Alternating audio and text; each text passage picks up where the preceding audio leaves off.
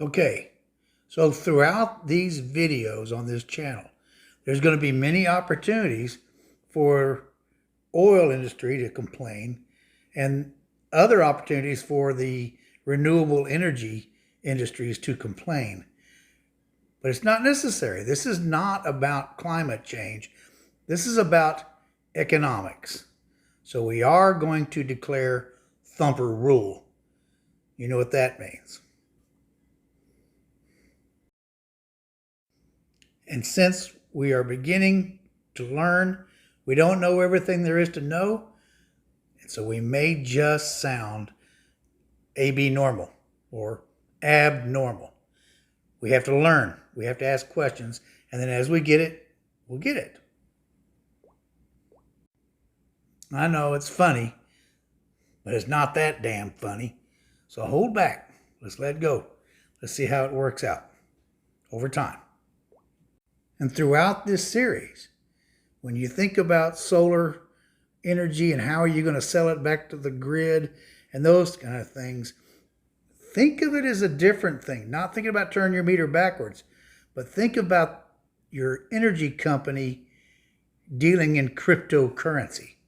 Kind of like S&H green stamps. You sell a little solar, you get a little crypto credit, and it may grow from there. And what does this guy say? Very interesting, but maybe not stupid. Let's wait. And as you know, the state of Texas needs gigawatts. I mean, we're talking whole nuclear power plants they need to build. And a power plant takes 20 years to build and finance and then run wire. Was it $1 million a mile? $3 million a mile to run? So if you think about housing, think about it being designed to hold solar on the roof and then just push all the excess up onto the grid. It's really not that hard. 100 years ago, the horse was the primary mode of transportation and had been since recorded history of mankind. So say like New York or Houston, there's so many horses and they just poop everywhere. That's what they did. And then that poop stank. And they were whole teams of people out there cleaning up the poop. Horses would fall dead in the streets and they'd haul that off and the rain would come in. The flies were horrible. It was just stinky, dirty, and everything. And that was just 100 years ago. So now we've got an opportunity to get more stuff out of exhaust pipes to stop. In 10 years, the automobile had replaced the horse. That was a very quick turnaround. A lot of people lost their jobs from the stable boys and all that, and other jobs had to be created. And but it happened real fast. And in this decade, it's going to happen again.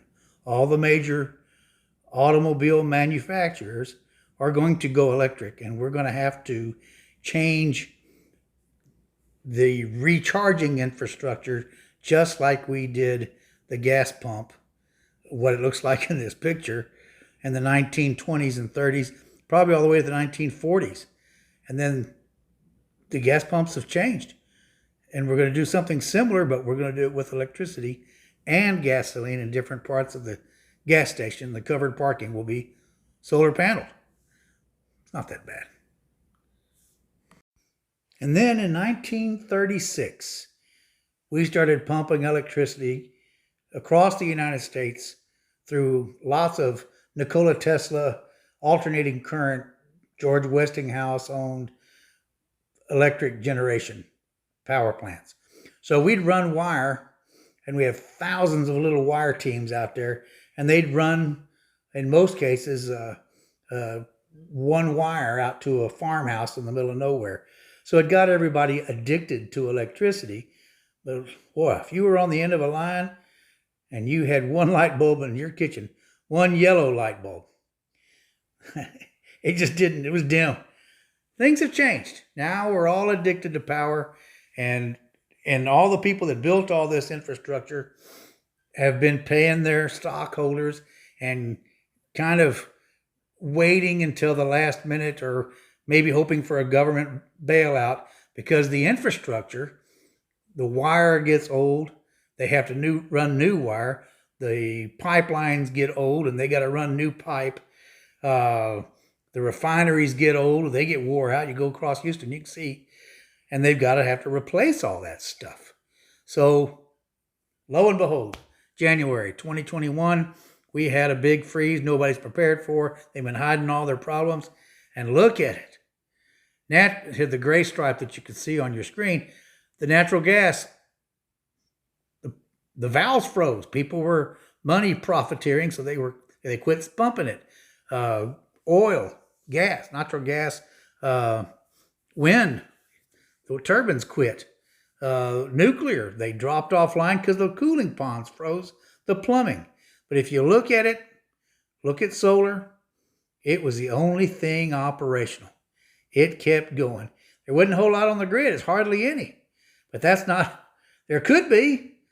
And as soon as the sun comes out, we got power again instead of having to go for days without it. So we can work with oil. We can work with natural gas. We can work with nuclear. But let's do solar. And now for a moment, we're going to spend a little bit of time with my sponsor, me. And if you go to solarsocialsecurity.com, it's a very simple one-page website. And on it, I have a lot of infographics, hyperlinks that you can go and download and pass out to all of your corporate headquarter meetings and just get talking, get the discussion, pass it around to your students. And if you get on the website, go order a t-shirt. I make $5. Okay, so think work. You got all those parking lots at all the shopping centers, all the wherever you work, there are parking lots that somebody could come back in there and just add solar. There's no way that you're going to be able to come home from work and fight your kids and your wife for that one charging station at home, and it's going to kill the grid. So let's just put a bunch of solar out there on the work sites, the work parking lots, the shopping centers, and just charge your cars at work. Maybe 200 miles or 300 miles put back into your car, depending on where you come from. Most cars charge off 80% in an hour. So shopping centers, you can go in and get a basket full of groceries, come back and have your car topped off. So it just makes sense. Charge your cars at work, not at home. Infrastructure the grid cannot afford to have you do it at home. Why not at school? All those kids driving those $20,000 cheap, short-range electric vehicles to school. I mean, they may be limited to 70 miles an hour, maybe limited to 70 miles. But when they go to school, they can plug into the solar panels over the parking lots and charge their cars. Also, all the electricity will be pumped back into the school's grid, and which is during the day anyway. So they're not having to worry about power failures as much, and they're making money to save you tax dollars. So that's a big thing. Think of all the schools out there that could have solar panels on their parking lots, pumping money back into the grid, especially in the summer when nobody's there. They're turning the meter backwards. They're taking money out of your tax base requirements. School buses. Oh, they're going to switch all the school buses that are diesel, they're going to switch them over to electric. And that's wonderful because they've got those huge batteries in there, or can be bigger. They got the solar panels over the roof of the bus barn, charging up the buses to go get ready to make another run. And during that other times, they're pumping electricity into the school district's wallet again. It just makes sense. Then if you have the right charger, when the grid goes down, the buses can send electricity out of their batteries back into the grid, keep the lights on at the schools or at the hospitals or any other government office. There's a lot of potential here to save money during power failures. And the grid's so plussed up now, so reinforced, we're not going to run out of coal. And then there's farming. Get all those acres, all them government programs to pay the farmers not to grow crops. Let's just pay them to put up solar panels. The sheep will like it. The cows will like it. The birds will like it. Even there's a lot of crops that would do better in the shade. Watermelons and stuff like that will do fantastic in the shade.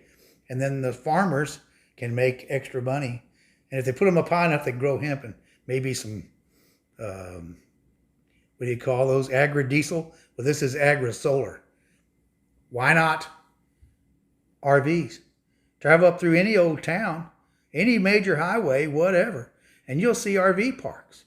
Not just campers on vacation, but people that actually live in their RVs. The winter Texans.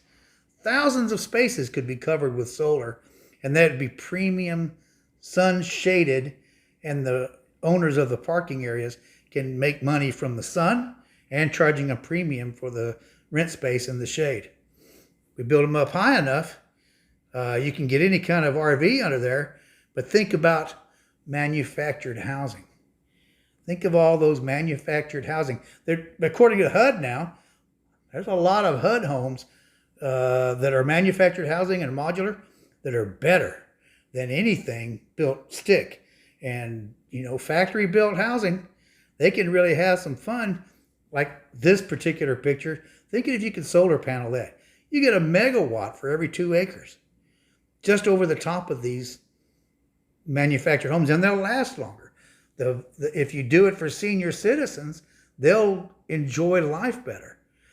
Be a lot more comfortable in the shade, not having to worry about their electric bills. So once again, the owner of the properties, if they're renting these out to senior citizens, they can sell their house in the city to the next generation where they need schools and access to working driveways and stuff like that and highways. They can move out and move into a manufactured home in the shade. The next generation will fix up the old houses because they can afford it. And this is for low to middle income housing, maybe even some other resort style upper echelon. But you can afford Social Security. This is a form of Social Security. It's just so many different ways of doing this. If you designed your house to be solar, this particular design was specifically designed around the Tesla solar roof. So the gray portion is for their solar panels, and then the light gray is the non-solar panel. But you don't have to worry about ever having to worry about shingles again. And that's probably 10 kilowatts of electricity right there on one roof. You could power the house. You could power 2 electric vehicles. You could power the water pump, and you could sell electricity back to the grid. This is just, you got to get the architects involved in this. They can do these things. I did this. This is my concept. I had to pay an architect, but I had to draw it out for him. Then you get all these electric vehicles on a 2-way charger. Like I said, most electric vehicles are going to have 80 or greater kilowatt batteries. And they get a 2-way electric charger on them. You got solar panels on your roof. When the power goes off, or at night, if you're off grid, the battery in the car can run the house. Sun comes up, you charge the car again. A solar powered house with an electric vehicle could probably sustain 2 or 3 weeks without power if you're connected to the grid. You change your lifestyle a little bit and you can sustain it indefinitely with just using the solar panels on the roof and your electric vehicle. So it's pretty simple stuff. Now, the batteries are not included in these things, but you got to have batteries. Without solar and batteries, such as the Tesla mega packs, it doesn't make any sense. But it doesn't have to be mega packs. It doesn't have to be the lithium ions. It can be cryo batteries, which are liquefied air, super chilled. Comes out, expands, turns a turbine. No moving parts, and it cleans the air. You could also do iron phosphate. They have a new rust battery. But if you do a bunch of these scattered all around the grid, then you've got new technologies always being introduced. When the batteries are pulled after 30 years, guess what? You got a new technology waiting for it. When the solar panels are pulled in 30 years, guess what? You've got new technology, new efficiencies, new inverters.